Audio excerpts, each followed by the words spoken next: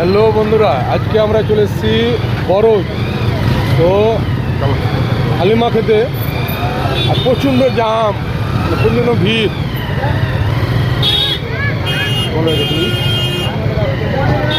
ভিড়টা খালি দেখে নাও কেমন ভিড়, প্রচুর ভিড়। বলতে থাকো। তো সব দেখছো তো, ঈদের সব কেনাকাটা চলছে, মানে নমাজ রোজা সব বাদ, আগে সব এখন কেনাকাটা। প্রচণ্ড ভিড়। এটা হচ্ছে আমাদের দ্বিতীয় কলকাতা, আমাদের বড়দিটা হচ্ছে দ্বিতীয় কলকাতা।